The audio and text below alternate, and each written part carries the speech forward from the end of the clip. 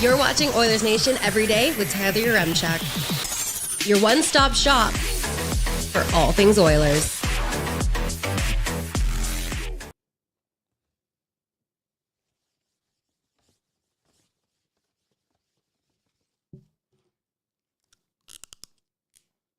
Hold on. God, that was a lot harder to take off than I thought. I can now. Go Oilers, go. Let's get into it, Reese. I drop my cap 1 second. There you go, everyone. Welcome into Oilers Nation Everyday. Just me today, and I know we kind of started out with a little bit of a joking around there, but obviously a few people have addressed it in the chat already. Some very unfortunate news this morning. Bruce McCertie unfortunately passed away following the Oilers game last night. His son Kevin put out a post just addressing what had happened. So I just want to give our condolences from Oilers Nation to the McCertie family. And yeah, hopefully everything is obviously terrible times, but you guys can get through this and all that stuff. So not a good way to really transition off that topic. Very sad morning today for the Edmonton media group and everyone in Edmonton who love Bruce. So we'll just carry on with the show. Keep sending your messages in the chat here for Bruce. He was such a nice man. I never had the chance to actually meet him, just interactions online or on Twitter, and hearing him on the radio, always very insightful. Oilers writer and media member. So rest in peace, Bruce. And we'll continue off that topic. Unfortunate again, but let's continue on with the show, Reese, if you want to throw up everything now. The Edmonton Oilers did win a game last night, 3-2 over the Vegas Golden Knights, which will obviously be the big topic for today. But I just want to give a shout out to our sponsor, Sports Closet. We are in the Sports Closet studio, 3 locations in the Edmonton area: Sherwood Park Mall, St. Albert Center, and Kingsway Mall. So wherever you are in the city, Sports Closet is accessible to you. Also, a big shout out to our friends over at Bet365. This show is a presentation of Bet365. Breaking news coming in from Bet365, where every nail-biting overtime win is a barn burner. Every face-off, hat-trick, power play, shot on goal, penalty shot, and every suspenseful minute in between is amazing. Whatever the moment is never ordinary at Bet365, an official partner of the NHL. Download the Bet365 app today and use the code NATION to get in on the game. Must be 19 or older. Please play responsibly. All right. I forgot I was on camera then. Hopefully no one saw me take out my gun there. But a big win for the Oilers last night. But even bigger news coming out of the Edmonton studio here. A new man on deck. We've got Reese on the keys over there. The first time he's really been thrown into the deep end on this stuff. But Reese and Pat, hello Pat. Hello. We've upgraded Reese from just sitting in the corner to full control of the show. Reese, how are you feeling so far? You want to get that mic in front of you? See what you got. Yeah, I feel good. Pat's here watching over me, making sure everything goes well, and Liam's taking good care of me, so things are easy over here.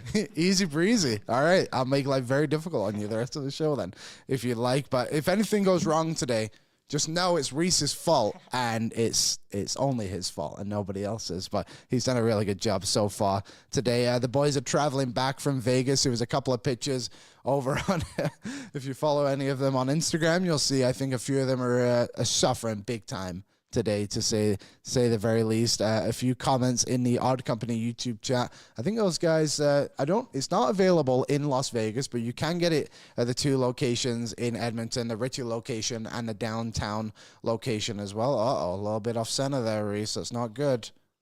It's me. It's because I keep moving, not you guys. And let's see what's going on in the Odd Company YouTube chat. Matthias Yaremchuk asked me, did I sleep last night? I did sleep, actually. Thank you, Matthias, for asking. I went up to bed. The fiance had Gilmore Girls on, so I watched a quick episode of Gilmore Girls, and then I was out cold for the rest of the night. You may have heard me this morning. I was on the Kevin Carrius program, talking a little bit of curling, which you can see at the bottom there will be a topic of conversation later on in the show. Big win for Team Jacobs today. Unfortunately, under 11.5, which we were really rooting for that 12th point one way or another. But big day for the curling nation, but obviously, again, the Edmonton Oilers win 3-2 last night. We're going to let the power of conversation guide us in the Odd Company YouTube chat, so please leave your takes on last night's game, but we'll get right into the scoring summary, which is brought to you by Service Credit Union. The Service Big Share contest is now in full swing with your chance to win $1 million by just saving. Anyone can enter by becoming a member and saving with Service. Every $500 saved gives you 5 entries into the Service Big Share program. The contest ends April 30th, 2025, which is coming up pretty quick, folks. Skill test required. For rules, visit service.ca/win. So there you go. It's a great contest they've got going on at Service Credit Union. And again, a great win for the Edmonton Oilers last night. Huge win against a huge rival. They pulled up a stat later on in the game as well. That was the Oilers. The Oilers are now 7-6 when they go down to Vegas in the regular season. So pretty good record considering how good the Vegas Golden Knights are on home ice. But the Vegas Golden Knights did take a 1-0 lead in this game, if you want to fire that one up, Reese. It was Nicholas Waugh around the 4.5-minute mark in the first period that got the scoring going. Quick play in the neutral zone, transition defense, not ideal for Edmonton, but good play, good play by Vegas to get it going. And then really nice goal from Waugh as well. Puck clearly pretty far behind him. Manages a little off balance to come through and snipe one by Calvin Pickett. Nicholas Waugh, I'm a big fan of his game. He's just a solid player that you can kind of plug and play anywhere in your lineup, and he'll do a good job. You remember a couple of years ago, he was that fourth line center when the Oilers played him in the Stanley Cup in the second round. And now he played second line, obviously due to a couple of injuries. Thomas Hertl did not play last night, who is the Vegas Golden Knights' leading goal scorer, but Nicholas Waugh stepping up for them. Also, a big shout out to Pavel Dorofeyev, who is having a fantastic season for Vegas in what is now his third year in the NHL, at least 30-something goals. We'll get into him a little bit later. He does get on the board here. But the Oilers get 3 unanswered goals. Actually, everything Maine Coon Cat, but Roy always scores against us. It really does feel like he does always get something going against the Edmonton Oilers. I'd be curious to know if someone let me know how many goals he has against Edmonton in the Odd Company YouTube chat. But moving on, the Oilers did tie up the game after what was a lackluster first period. Very limited offensive opportunities, but Jake Wallman, his first goal for the Oilers since coming over from San Jose, snipes one by Aiden Hill on the far post there. Really nice goal from Jake Wallman, and just what the Oilers needed too. A goal only less than 20 seconds into the second period. Really great timing, and the second periods have been a bit disappointing for Edmonton, I think it's fair to say. Seattle, obviously, a terrible, terrible game. What did they allow? 5 in that period. Then also had 1 disallowed as well. Seattle did. That is Shane Wright. You got to stay on side, buddy. Also against Dallas, that was a really bad period too. So what used to be a kind of dominant period for Edmonton quickly turned sour for them. But yesterday, was a real positive for them. I thought a lot of good contributions, and they were able to get themselves a 5-on-3 penalty as well, which gave them a 2-1 lead. Leon Draisaitl drew the call and then was the one who got the goal as well, his 52nd of the season. It takes a minute to get through this clip, but you'll see eventually Ryan Nugent-Hopkins, great sell job. But Aiden Hill is so committed to thinking Nuge is going low blocker. You may remember he went there a little bit earlier in this power play as well, but great play by Nugent-Hopkins, a high-quality power play right there. And Leon, it was hard as a miss, to be fair to him, than to score a goal. But also, shout out to Leon Draisaitl's uncle, who was at the game yesterday. They were talking about him on the broadcast. First time he has seen him play in the NHL, so that must have been a pretty cool moment for him and his uncle and the Draisaitl family. But the Oilers, again, responded pretty well to another goal, and it was Victor Arvidsson. Controversially, went to a video review. Be curious to see what you guys thought of this one. Obviously, it ended up standing as a goal, and Louis DeBrusque, a regular contributor to this show as well, thought it should have been a goal too, and didn't see it as goalie interference. But just really good by Arvidsson to get to the net and just keep digging. We haven't seen this enough from the Oilers this season, and specifically Arvidsson, someone who Oilers fans thought they were going to get a different flavor of player, and this last little bit, it feels like since the New York Rangers game when he scored on Shesterkin to give, I believe it ended up being the game-winning goal, he's really changed his game. He seems to be playing with a much more confidence. And, hey, once you get the puck in, it's a whole different ball game for players who have scored so many goals in their career. And Victor Arvidsson there tucking it in. Did you think it should have been a goal, Reese? Obviously, it went in, so it counted.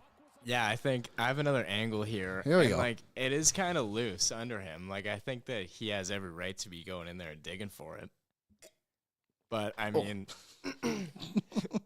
Vegas wanted it called back, didn't get it. We'll take it. There you go. Thanks for killing some time for me there, Reese.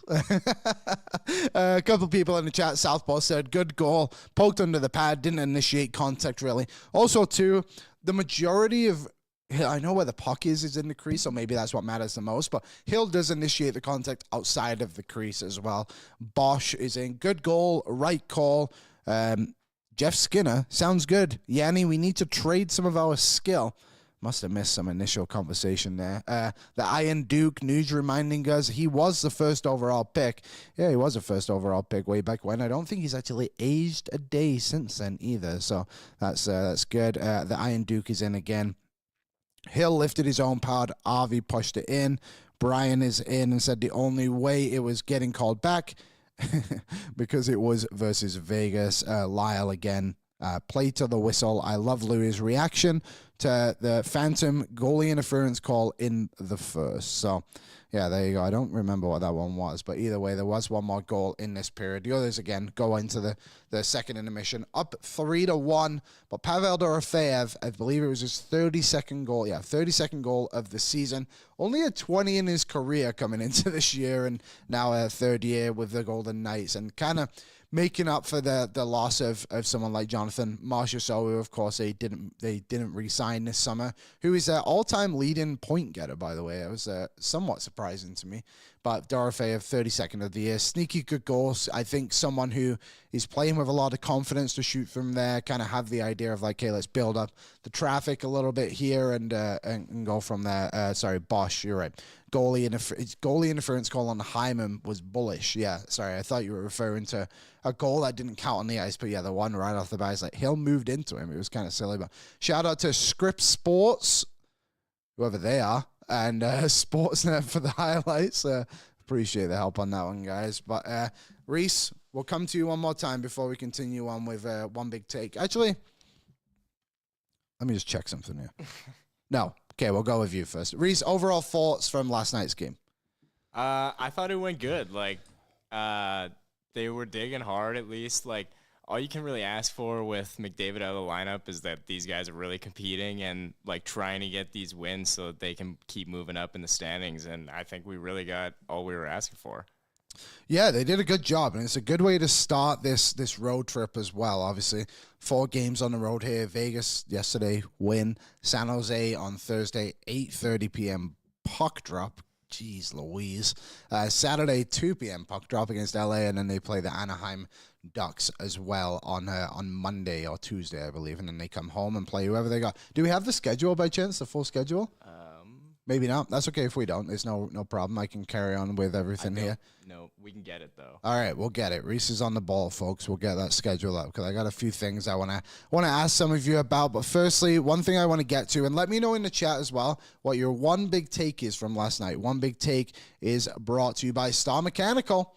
Star Mechanical is one of Edmonton's biggest locally owned and operated plumbing and heating businesses. They've been working within the community for over 20 years, and many of the homes built in Edmonton over the last 2 decades have had their plumbing and heating systems installed by Star Mechanical. Visit them at starmechanical.ca to schedule an appointment and let them keep your home running smoothly. There you go. Star Mechanical. Just a staple on this show. You have to love Star Mechanical. Usually the guest line, but we don't have a guest today. I'm literally riding solo. It's you know, none of you will care about this, but I'm going to tell you right now. Doing pre and post game, a radio hit, and then doing this show, it's a lot of the same.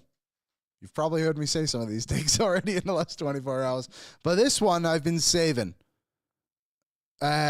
My one big take from last night's game, and I really, really want to know what you guys think about this. I think Evan Bouchard and Jake Wallman should stay together when Ekholm comes back. I think those two just play very much more mobile game. I think Ekholm is obviously still a really solid skater, but has had his lapses this season. The injury to Ekholm, I don't think has helped him by any means. Supposedly it's an abdominal injury, which hasn't been ideal. But I would say if you look back at the numbers, Wallman, since he arrived here with Bouchard, has played 93 minutes and 59 seconds at 5-on-5.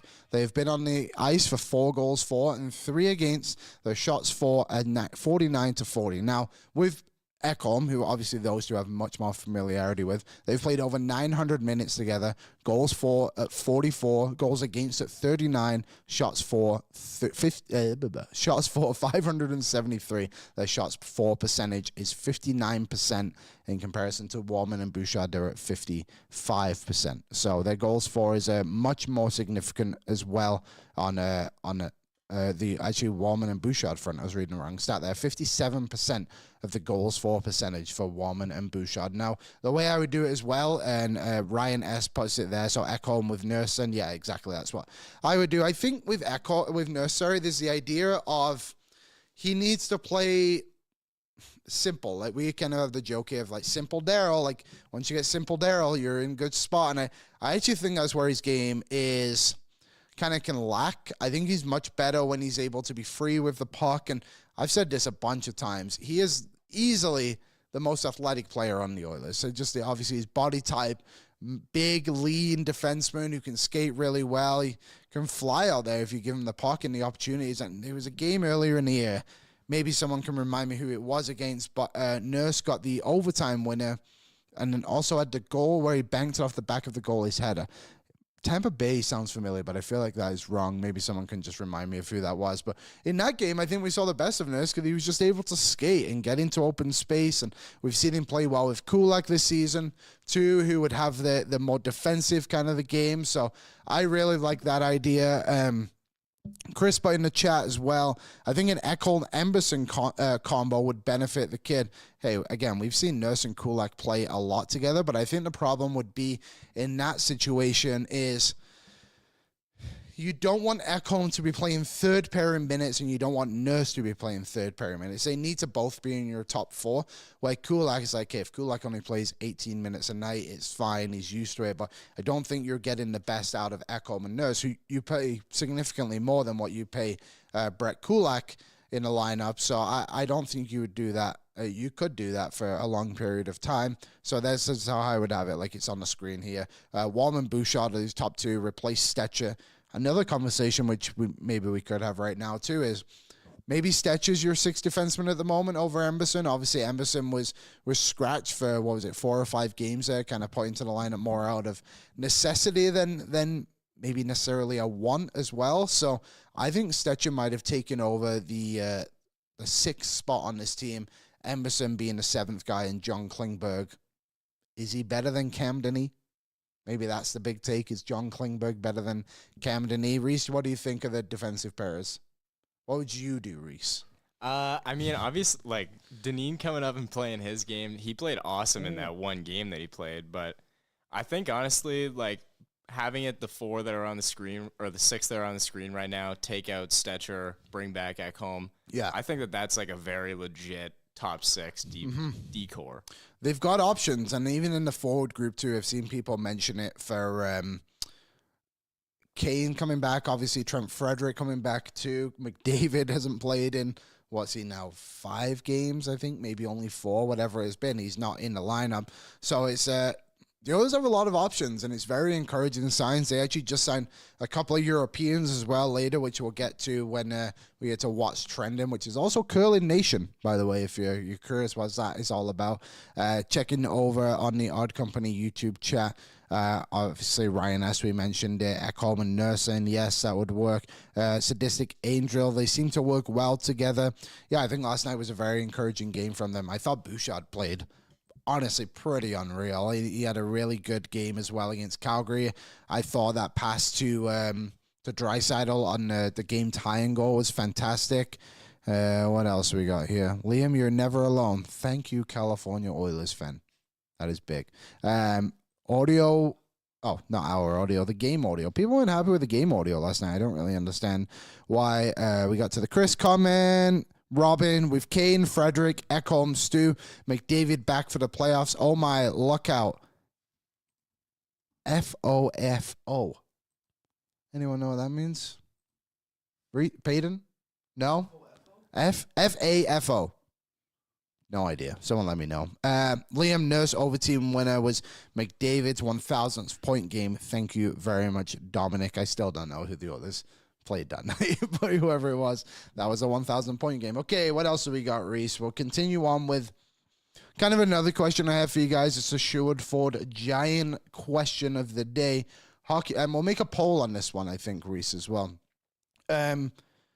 Or maybe Peyton, one of us can do it. Hockey fans helping hockey fans. Free valet service for all Oilers Nation fans. Never visit the dealership again for car service. Get an exclusive swag package with every Nation valet service booked online and get automatically entered to win a monthly prize draw. Book online at sherwoodford.ca. Make sure you add Oilers Nation valet in the pickup comments to get in on the draw. Also, Sherwood Ford, you can get $500 towards a service plan for all Oilers Nation fans with vehicle purchase.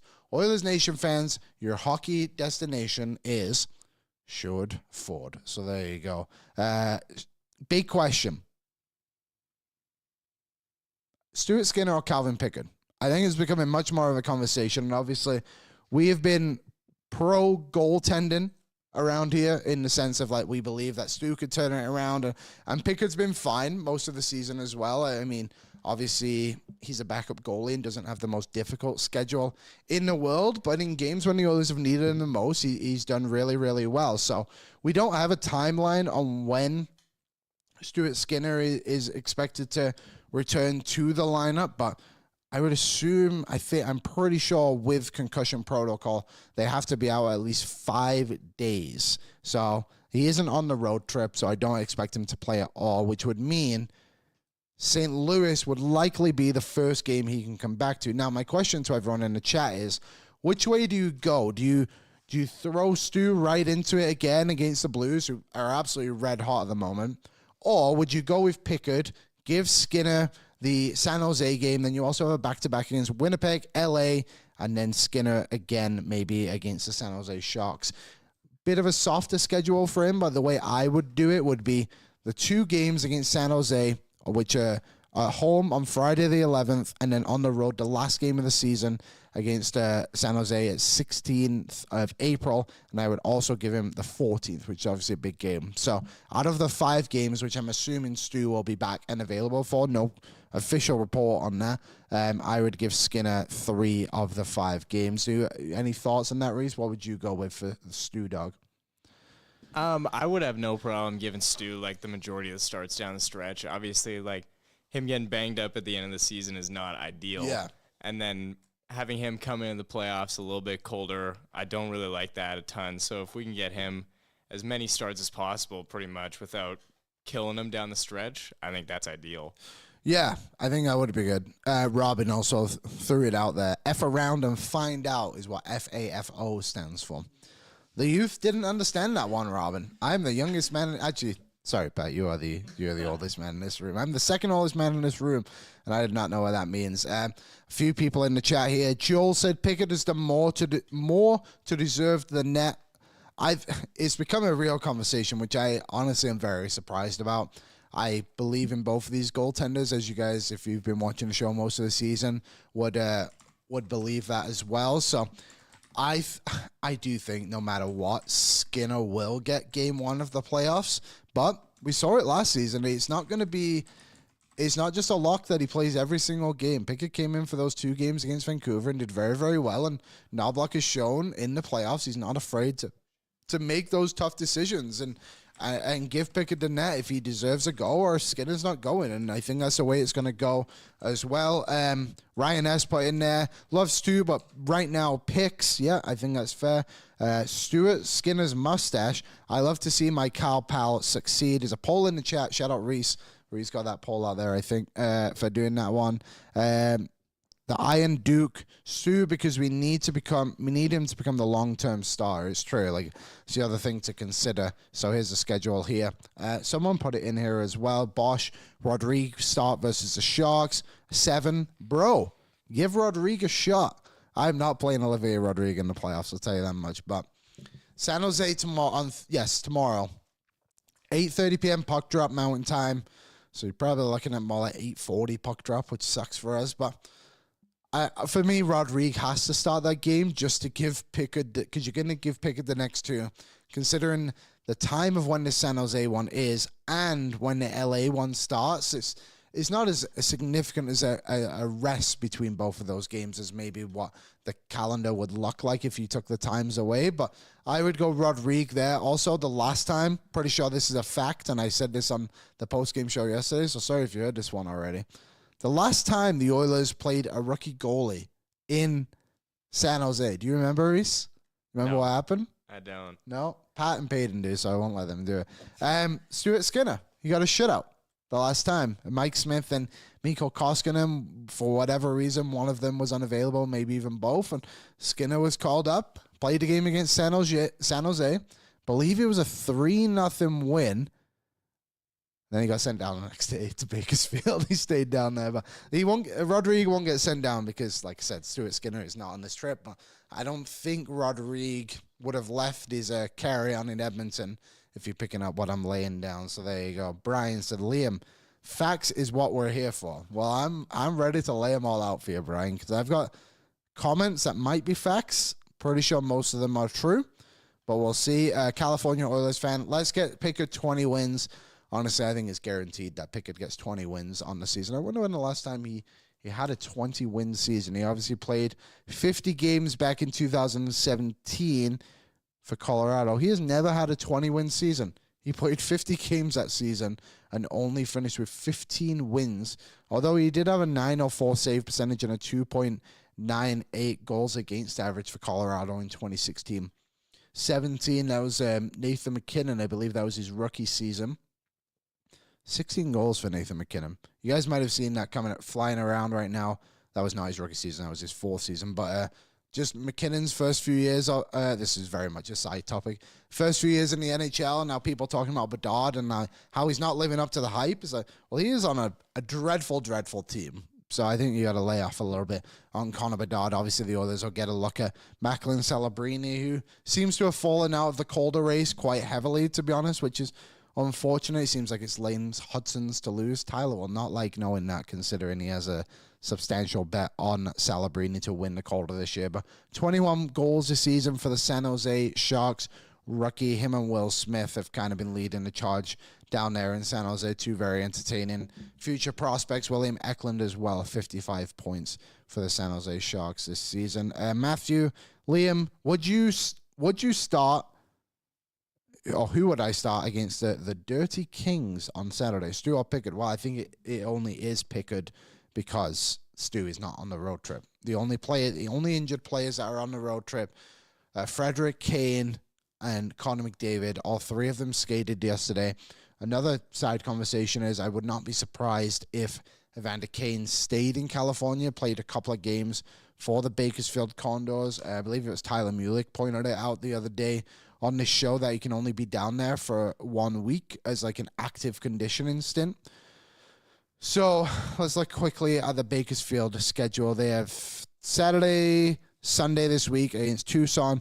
Next Wednesday, they play Henderson, but then they're at home for a game against San Diego on April 11th. And then April 12th, they play against Coachella Valley on the road, which isn't too far away from Bakersfield, I don't think. But then they're back up in Canada for April 16th against... Oh, sorry, that one's at home as well. So, yeah, I think this next little stretch here, for me, would signal that Evander Kane probably stays in Bakersfield and maybe plays 3 of those games, which, hey, like, someone commented yesterday as well on... I'm sure it was a pregame show, just, hey, like, maybe they'll just... Oh, no, whatever show it was. That maybe they'll just try and put McDavid on LTIR, activate Evander Kane, and you can play Evander Kane and Trent Frederick. I don't think that's ideal at all, because then you've gone from a situation where all 3 players can play a game before the end of the season, so only 2 of them can play. And we can sit here and debate if Connor McDavid even needs to play those games. The Oilers are not going to rush him back, and if he's not healthy and available, they literally just showed they're not willing to do that.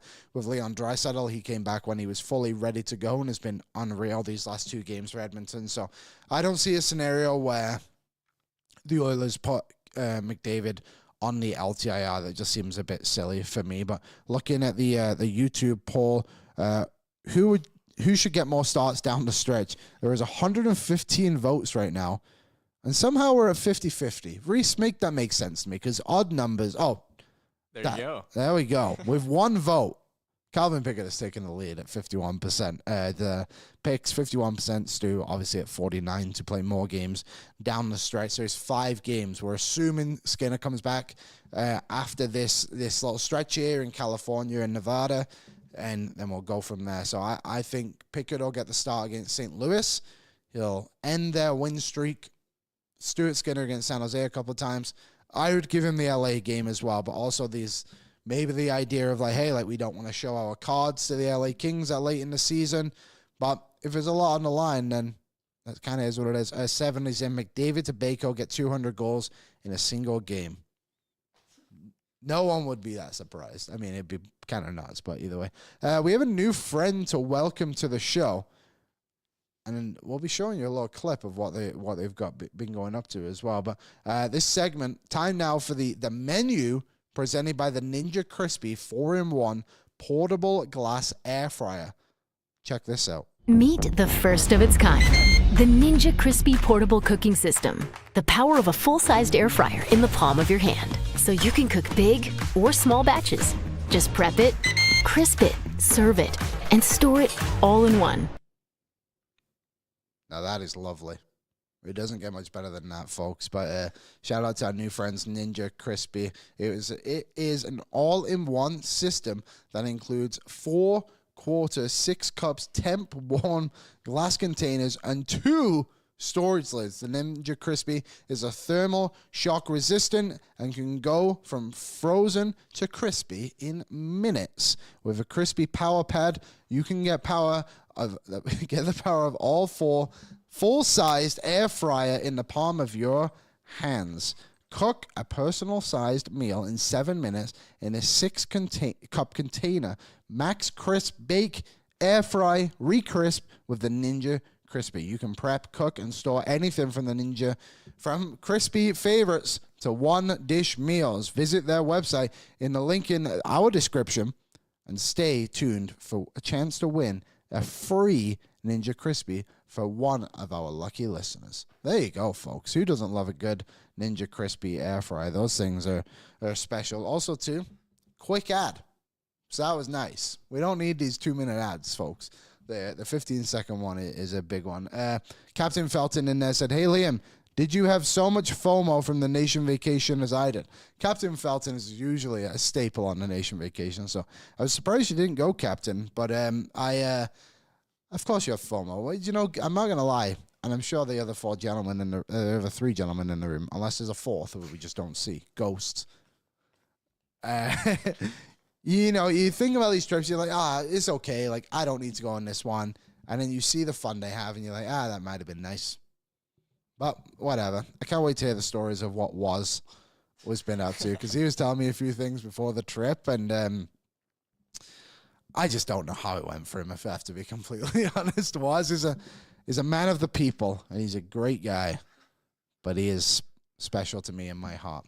Anyway, the menu. So the idea of the menu is to give everyone a look of what's going to go on here. And if we can pull up the Pacific Division standings, obviously a big win for Edmonton last night to close the gap on Vegas, who did clinch a playoff spot. But while that gap is 7, they still have a 2-point gap on the LA Kings as well, who Connor Hellebuck just couldn't do the Oilers a favor yesterday. One of the best goalies in the league. Lost to the LA Kings, and the LA Kings just keep riding along. But obviously the big game coming up this weekend with Edmonton and LA. Huge, huge game. We've talked about it a few times now. The difference between LA at home and LA on the road is the gap is huge. LA is 25 wins at home this season and only 14 on the road. They have a losing road record. So the Oilers, even if they did go into a 7-game series against them, having those 3 games at home for Edmonton is still going to be a huge thing if they don't get the home ice advantage. But coming up this week for the LA Kings, they do go on the road to play the Utah Hockey Club tomorrow, who I think they beat Calgary yesterday. And basically, Calgary, what are they? 82 points, 74 games. Another win will get them to 84. Still such a big gap between them and Minnesota with so few games left. It's really an uphill battle for Calgary. But to be honest with the Flames, and trying to take my Homer kind of hat off on this, this is probably best case scenario for this team in a way. You have a competitive season, you get right up there, similar to what Philly did last season, and then you fall off at the end and don't make the playoffs, and you still get a pretty good pick. So it's solid. I think it's been a good season for the Flames, but just on LA, like I said, they have the Utah Hockey Club tomorrow, and then obviously Edmonton at home on Saturday. For the Vegas Golden Knights, Reese, if we just want to put the top 3 in each, the playoff teams, I guess you could say, on there right now, they have the Winnipeg Jets tomorrow. Hey, I lost to Winnipeg. They are at home. And if the Oilers can beat San Jose, obviously that seems like they'll be heavy favorites at Bet365 for that one. Then what's the gap get down to? 5 points with, 7 games left? It's not completely out of the question, but you're kind of asking Vegas to really fall off a cliff here to close out the season. This week, they have, like I said, Winnipeg tomorrow, the Calgary Flames on Saturday, and then on the road, that is, and then they're in Vancouver on the road as well on Sunday. Colorado, Seattle, Nashville, and a couple more games against Calgary and Vancouver to come up for them. So it's an interesting little period here. There's a lot for the Oilers still to play for. It's exciting. All these games really do mean something, and we can sit here and be like, oh, they're just playing San Jose. I'm glad they play San Jose 3 times in April. People can be talking about, like, oh, well, will they get up for the game?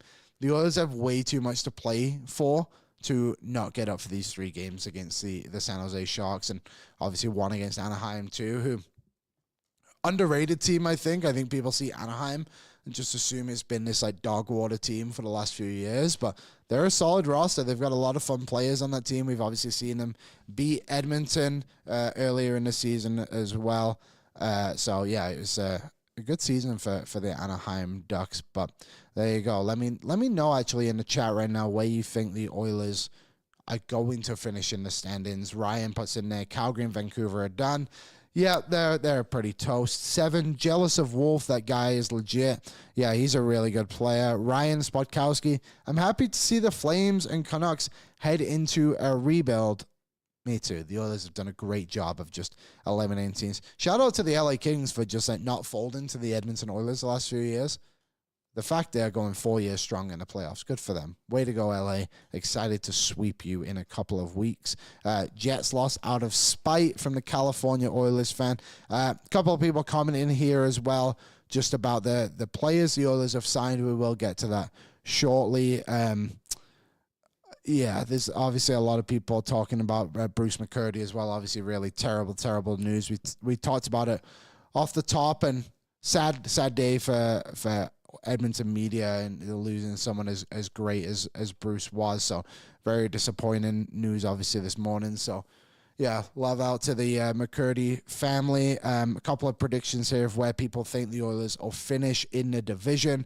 Captain Felton is in second.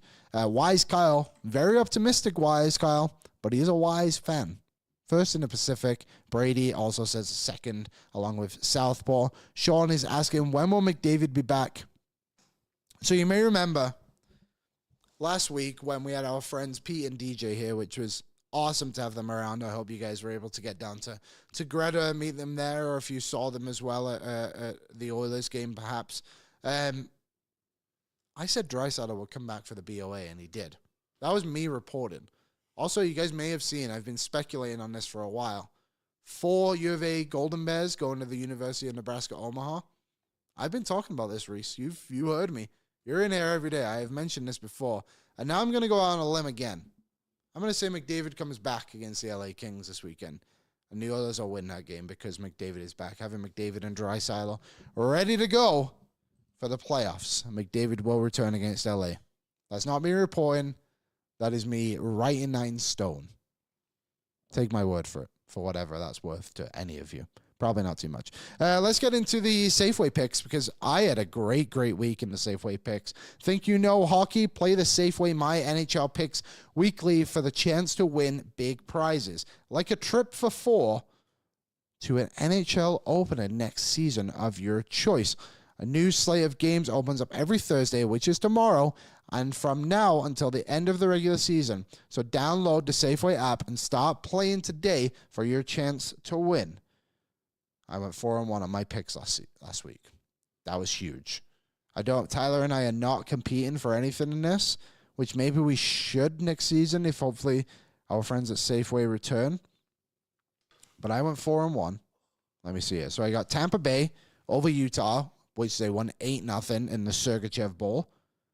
I had Toronto. Toronto was my only loss because they lost to San Jose in a shootout. What an absolute joke. Then I had Vegas being Chicago. Didn't love to do that one, but I'm here to win, folks. Edmonton versus Calgary. I had Edmonton. Then I had Winnipeg over the Vancouver Canucks. So just checking my prizes, because you can get a lot of good prizes as well of the Safeway score and win. The Safeway NHL picks. Score and win is a completely different thing that Safeway is doing. But I am on currently a six-week win streak, which is really promising. I'm 8 correct picks away from a chance to win 150,000 scene points. I'm also 21 picks away from earning 2,500 scene points. So this is huge. This is big for me. I love Safeway. I've been playing this game all season, so I'm having a great time over at Safeway. Shout out our friends at Safeway. I'll probably come by later on and get myself a fizzy water and a flatbread. If you've never had the flatbread at Safeway, my God, it is unbelievable. Let me know your favorite Safeway product in the chat. Chris is in. Okay, Liam, how about Frederick? When is he coming back? Who knows? Great question. We talked about this one the other week as well, and I think the Oilers were expecting him to be back at this point. I believe someone reported that the Oilers thought he was going to skate when they were on the New York trip, which is, 2 weeks ago, so they expected him to be back by this point, but obviously has not returned to the lineup yet. Pretty disappointing considering the fee they had to pay to acquire him. Hopefully they can just re-sign him and then we don't have to worry about what the cost was at the deadline. And hopefully, too, he can just come back before the end of the regular season. I would think, if I'm putting my thinking cap on, if he was supposed to be back in the New York series, not series, but you know what I mean, road trip, that would assume that he was going to skate the next week. So if he's skating right now, maybe Anaheim or St. Louis next week. St. Louis. That's where I'm putting my money. He is from Missouri. And he played his minor hockey in St. Louis. So that is my prediction. He will be back for the St. Louis game. April 9th, Trent Frederick will play his first game for the Edmonton Oilers against St. Louis. Maybe he misses one of those back-to-back games, but he will get at least 4 games before the end of the regular season. Fighting Amish. Liam, when does the Alec Regular era start? Great question. He is out, officially done for the year, if that even mattered. Obviously hasn't played the game for Edmonton, and it's, I don't know, it doesn't really mean anything, does it? I know you're just kind of joking around fighting Amish, but yeah, it's we have not seen Alex Regula. Maybe next season. He's only 23. Like, he's still got a little bit of promise left in him. I don't think he's anything more than a 6th, 7th defenseman, but that kind of is what it is. Okay, we've got 15 minutes left in the show. Someone else put in the chat here. Hunter, more ads and information. Hey. Got to pay the bills. Plus, we're going to do like an 8-hour stream on I think, in the playoffs sometime. So you'll be begging for more ads, I think, in that. There'll be not a lot of information on the 8-hour stream. I'm going to make some noodles. We've got some ideas of like what we're going to do. If you have some ideas, let us know as well. Amanda, seafood dip is delicious with Doritos. Oh, we're giving out Safeway food. I wondered what that was all about. Maxwell, how's the plant? Alex Plant. Let me show you.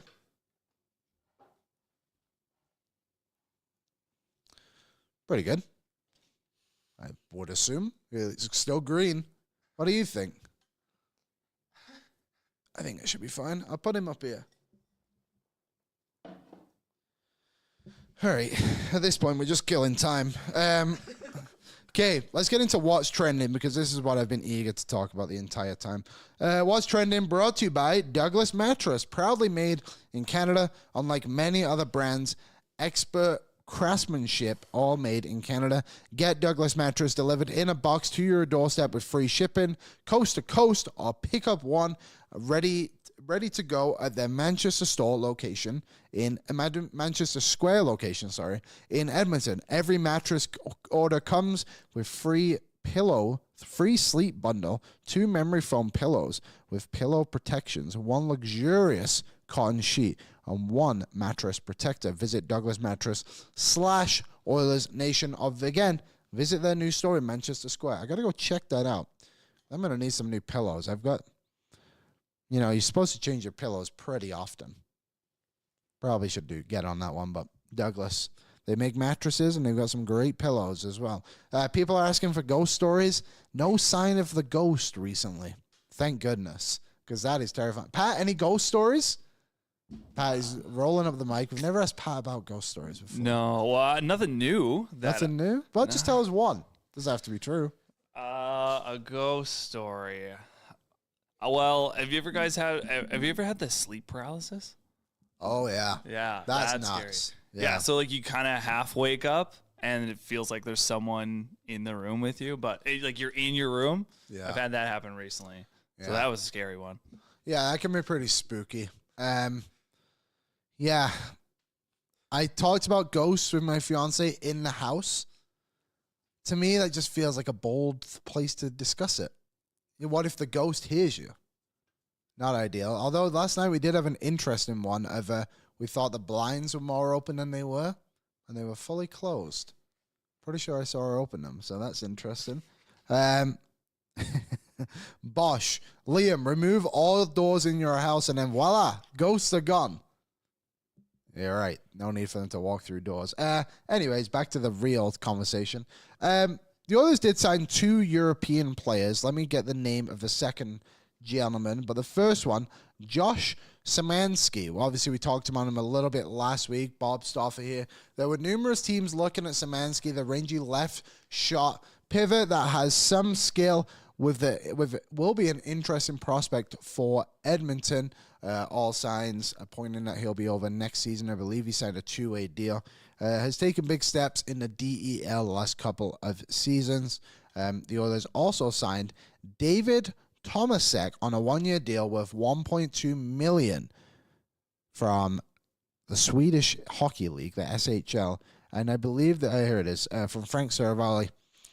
Oilers GM Stan Bowman traveled to Sweden during the Four Nations to get some eyes on Tomasek directly. Going to be interesting to see if the low-risk bet pays off. Tomasek is 29, hasn't played in North America in 10 years, and had switched European leagues 6 times. It's going to be interesting. Obviously, we haven't seen the Oilers really approach the European market since the Joachim Nygard and Gaetan Haas days.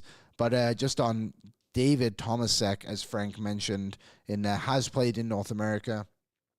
He's Czech, not Swedish, by the way. He played in the OHL for the Belleville Bulls and also played in, I believe this is Michigan, for the Oakland Junior Grizzlies. That's where he played his minor hockey career. He's 6'2", right shot, centerman or right wing. On Elite Prospects, he's labeled as a playmaker, power play specialist, and a sniper. He had 57 points, 24 goals in 47 games this season in the SHL. So there you go. Interesting. We'll see if those guys actually become anything, or they're just a couple of pieces in the farm. But it's good to see the Oilers kind of go out, and whilst everyone's chasing college prospects, they obviously signed the fella from Ohio State the other day, 22-year-old left shot defenseman whose name is escaping me right now, but we'll see. Fighting Amish, the Oilers need some goalies in the pipeline. Any prospects that are exciting you? Yeah, actually, the Oilers don't need a goalie in the pipeline. They have Emil Vinny, who has had, I believe, back problems this year, so he's not had as productive of a season, but he was the first goalie taken off the board in the NHL draft last season, if I'm not mistaken. And then also Samuel Johansson just won a Rookie of the Year or Goalie of the Year or something along those lines in the league he plays in. So I think the pipeline for goalies is okay. Let's not forget Stuart Skinner's still only 26 as well. Olivier Rodriguez currently up with the team. He's 23, 24. So they've got a couple of pieces. It's probably actually one of the stronger positions, if I have to say so myself. So that's really good. Other news, local. The Olds Grizzlies. You guys know I love junior hockey. They have new owners. Jay Beagle is now a new part owner of the Olds Grizzlies, so that's really good. He has been down in Calgary. I don't know if he owns them. He has a big role in the Calgary Hockey Academy down there. So just trying to expand it in central Alberta a little bit. I would assume maybe a pipeline as well. I believe he's connected to the Victoria Royals in the WHL. So good news for the Olds Grizzlies, a team that has struggled to, quite frankly, be good the last however long. But they were the last team. I don't think Brooks ended up doing this. The last team to win 3 AJHL titles in a row. AJHL playoffs, if you guys are in communities. Whitecourt, Grand Prairie, they face each other this weekend. And then also Drumheller and the Calgary Canucks, I think. So if you're down there, go check them out. It's good hockey. Also, the Crusaders in playoff action this weekend. If you're out in the Salmon Arm, they play games 1 and 2 against the Silverbacks. And then back in Sherwood Park, I believe it's Tuesday's game 3 for sure. Then I'm assuming it's Wednesdays, either Wednesday or Thursday. Curling Nation begins now, folks. We've got seven minutes left on the show. Huge tournament so far for Brad Jacobs and the boys at the World Championships in Moose Jaw. They're currently, I believe, 6-1. Reese, I'm assuming you've been watching heavily, right? Not as intently as I probably should be, but let's go. Let's go indeed. Let's take a quick peek here. They won this morning 8-3 over Norway. Didn't play the 9th and 10 ends, which was very disappointing because I had over 11.5 points. Finished 8-3. Not ideal. The U.S. is in this too. Got smoked 7-1 by Sweden this morning. Switzerland beat Scotland 11-7. You can watch all Canada's games over on, I think it's on TSM. They play again later on today against... Reese, you don't have it? No, I'm kidding. They play Japan later. It's at 4 today, I think. 4 or 5 today. So, sorry, 7. That is actually in Mountain Time. So that's really good. Amanda loving the curling talk. Those are all happy emojis. Bosch curling year. It's a great point. 7. Liam, who is the best prospect you've watched recently? The best prospect I've watched recently, I'm assuming you're just talking about like the minor hockey I've seen. Landon Dupont, obviously a sick player. Daxton Rudolph, who was the first overall pick to the Prince Albert Raiders. This is rookie season, so 2 years ago. He's an unbelievable player. But if you want me to talk about this draft class, there's a young kid coming through from Grand Prairie. His name is Cruz Jim. Sick name. Great head of hair. Unreal defenseman. He's a very exciting player. I don't know what he projects as fully, but he's a lot of fun to watch. There's also a guy down in Calgary called Ben Oliverio. Hopefully I didn't butcher that name too much. He's a Nathan McKinnon. He might not be as good, but he's a poor man's Nathan McKinnon, if I want to put a label on it. But those 3 players have been awesome. 2 players, this season. Also, Maddox Schultz is going to go first overall. He's unreal. Colton Davies put in there. Tommy LaFeria out of Kamloops is unreal too. I remember a couple of years ago, Tommy wasn't signed by Kamloops, and I had a BC scout who was like, we need to get this kid. And we were trying our best. Didn't work. He's also definitely going to the NHL right now. So he's a sick player. Also, last local shout out, we'll have Edmonton Oil Kings up 2-1 in their series against the Prince Albert Raiders. I believe that's a 2-7. The Oil Kings are the 7th seed. They won last night 3-2. Ethan McKenzie, I hope I got his name correctly, got the game winner there. So they're up. I believe they either play tonight or Thursday against Prince Albert. It was probably tonight, if I had to assume. So, yeah, there you go. 7, who would you take? I'm assuming you're asking about my WHL? WHL, Maddox Schultz is the absolute lock. NHL, I would take Matthew Schaefer, but I know Misa is making a big push for that too. We good, Reese? Reese is nodding his head. I think we're we're good to go. Oh, we did get a super chat. I think we might have two. I'm very sorry. Jake is in with a super chat, $2.79 to the Ben Stelter Foundation. All our donations go to the Ben Stelter Foundation. He said, rest in peace, Bruce McCertie.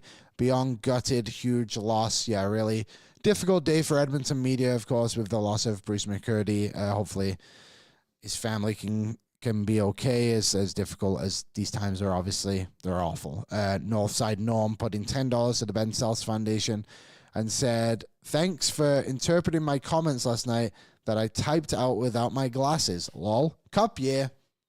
I got a lot of cup years yesterday. We had a $158 donation to the Ben Stelter Foundation last night on the After Dark. So that was fantastic. Amanda said, Reese was just so pumped about the curling talk, he forgot to put his mic in front of his face. Thanks for that comment, Amanda. I know you love curling, and we're going to get you there to the super fan I have become recently. So, yeah, that's how we'll do it today. Thank you, everyone, for watching the show. No other shows today at Oilers Nation, I don't think. I'm assuming Better Late Than Never won't get posted tonight, but maybe stay locked in for that later on in the week. The cast is back tomorrow. Tyler's back, Aaron's back, Real Life is back, Oilers Nation Radio is back on Friday. So there you go. Thanks, everyone, for watching. Shout out Reese on the keys today. He did an awesome job, and we'll see you guys next time. Bye-bye.